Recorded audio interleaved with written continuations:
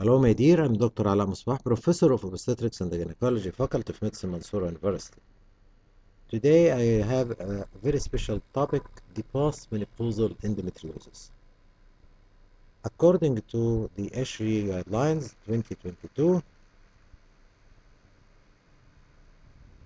what are the objectives? Introduction about postmenopausal endometriosis, why endometriosis could develop after menopause, is endometriosis still active after menopause? So, what about the treatment of postmenopausal endometriosis? Okay, all of us know that endometriosis is the presence of endometrial glands and stroma outside the normal uterine cavity.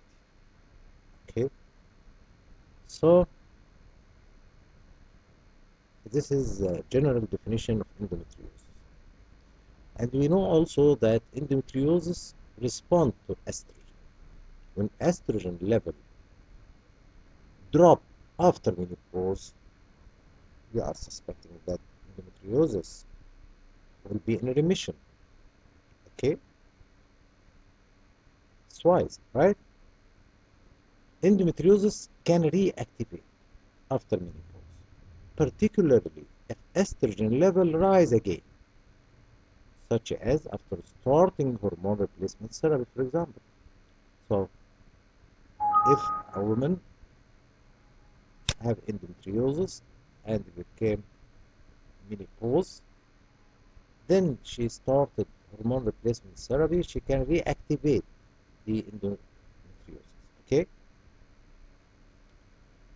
But what's strange is the development of endometriosis in a postmenopausal woman many years after menopause. This is like strange for us, okay? And it can happen. What about the incidence and the prevalence of postmenopausal endometriosis? In some studies, the incidence of endometriosis in postmenopausal women ranging between 2 to 5%, while in another study, the prevalence of postmenopausal endometriosis is 4%. This is as regards the incidence and the prevalence in the available studies. Okay?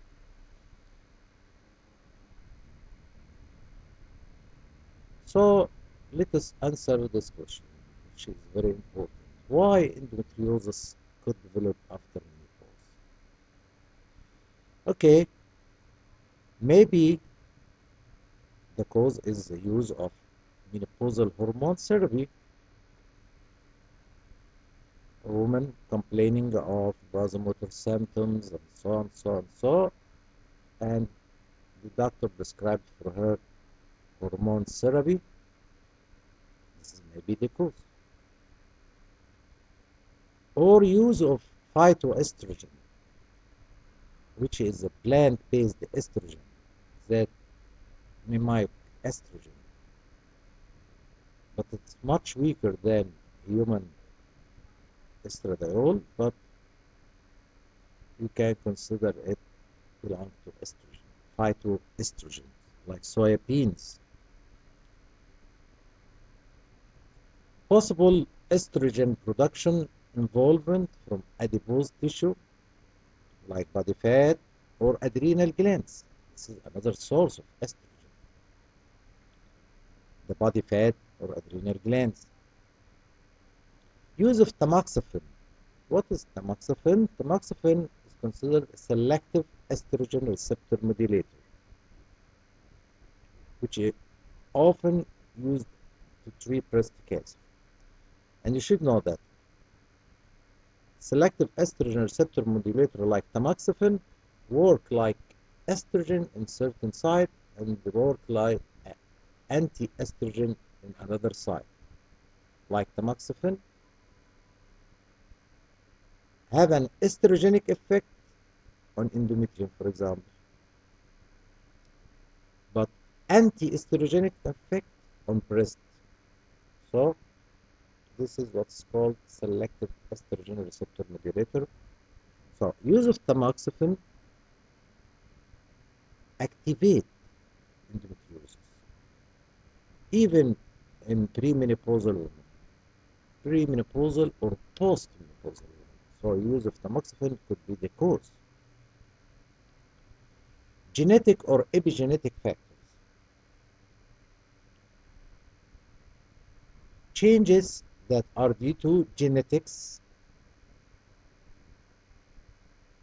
how genes and the heredity affect health, or epigenetics, how behaviors and the environmental factors influence the way genes are expressed. So could be genetic or epigenetic. Okay? So this is a possible causes for postmenopausal endometriosis, and still the cause of postmenopausal endometriosis still unclear. Is endometriosis still active after menopause? Question raised by ESHRE guidelines 2022. So clinicians should be aware that endometriosis can still be active or symptomatic after menopause. Okay? You should know this very well. Okay, what about treatment? Regarding treatment of symptoms in postmenopausal women, one should keep in mind the potential increased risk of underlying malignancy in this population and the uncertainty of the diagnosis, as pain symptoms may present differently in this group of women compared to postmenopausal women. Sorry, compared to premenopausal women.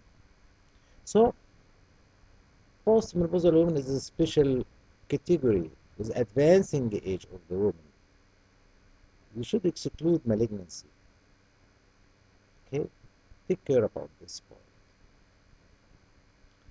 So, the first line treatment of postmenopausal endometriosis could be surgical treatment.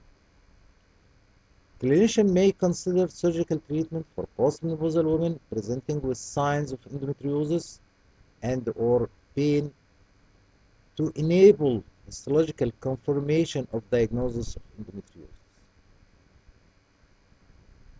And this is a weak recommendation. Okay? So, surgery to confirm the presence or absence of endometriosis histopathologically. Take a biopsy and manage surgically. Okay? Okay. And of course, you should exclude malignancy.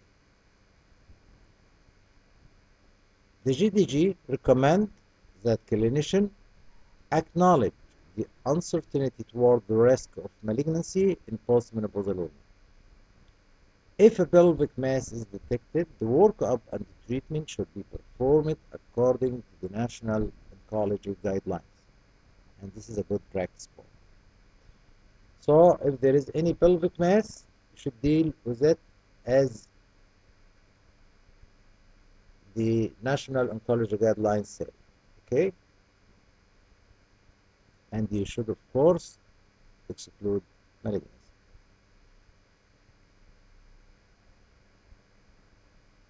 What about medical treatment of postmenopausal endometriosis? In cases where surgery is not feasible or symptoms persist or recur after surgery, medical treatment of endometriosis associated symptoms may be indicated. Okay? For postmenopausal women with endometriosis associated pain, clinician may consider the use of aromatase inhibitor like letrozole as a treatment option, especially if surgery is not feasible. Why we can give the lady with postmenopausal endometriosis aromatase inhibitor? Because aromatase inhibitors block extra ovarian estrogen production, which is the main estrogen source for postmenopausal women. Okay?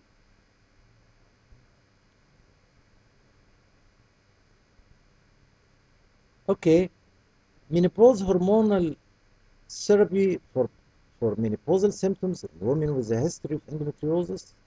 As regard to this point, you, you should ask, can I give hormone therapy for menopausal symptoms in a lady diagnosed before to have endometriosis? Clinician may consider combined continuous regimen, I mean estrogen plus progesterone, and she should take it continuous regimen, okay, not cycle. So you can consider combined continuous menopause hormone therapy for the treatment of postmenopausal symptoms in women with history of endometriosis. It doesn't differ if she is natural menopause or surgical menopause. You can give her you can give her combined menopause hormone syrup, whatever, natural or surgical menopause. Okay?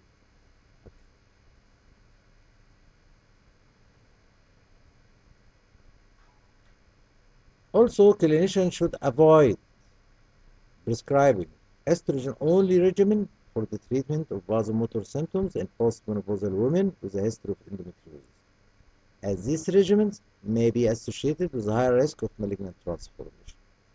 So, you should you shouldn't give the lady estrogen-only regimen as a hormone therapy, like Premarin. Okay, you can't give her this estrogen alone to treat the vasomotor symptoms. Why? Because activate the endometriosis and they increase the risk of malignant transformation, or maybe associated with higher risk of malignant transformation. So never to give or prescribe estrogen alone, like Premarin or whatever, to relieve postmenopausal symptoms in a lady with endometriosis. Okay?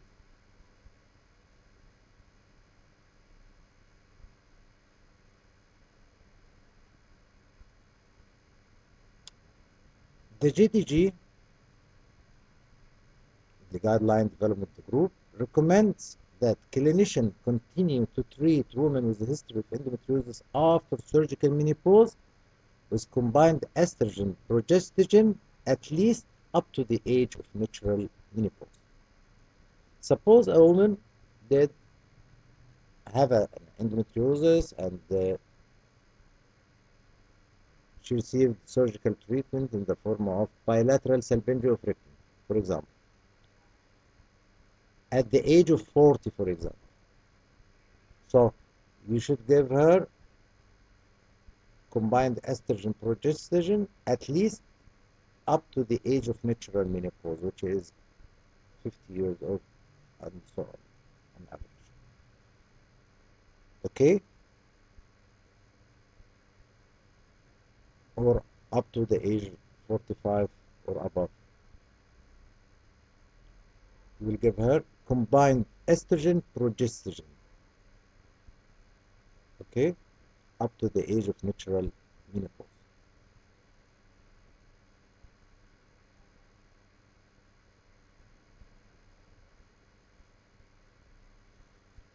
You should know at this point because it is important. Menopause related major health concerns in women with endometriosis.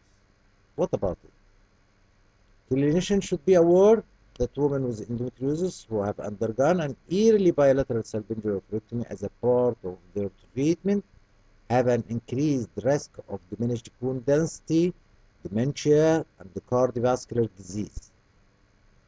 Okay? Okay. It is also important to know that women with endometriosis have increased risk of cardiovascular disease, irrespective. of whether they have had an early surgical menopause. Okay,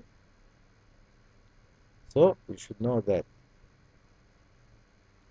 women who have undergone bilateral salpingo-hysterectomy as a part of their treatment for endometriosis have an increased risk of diminished bone density, dementia, and the cardiovascular disease. And at the same moment, you should know that endometriosis, as it is, increase the risk of cardiovascular disease also. Okay? And this is the last slide. I hope it was clear enough. This is my box published on Amazon, textbook for obstetrics, textbook of gynecology, contraception handbook, multiple choice question book, and medical disorder in pregnancy, and lastly the gynecologic oncology book. And you can find all these books on Amazon in this link in red. I'll put it in a comment. Also, you can find other lectures in OB-GYN and the quizzes in OB-GYN and case scenario discussion and the guidelines on my site and YouTube channel, and I'll put this link in another comment. Thank you, everybody. Wishing you all the best.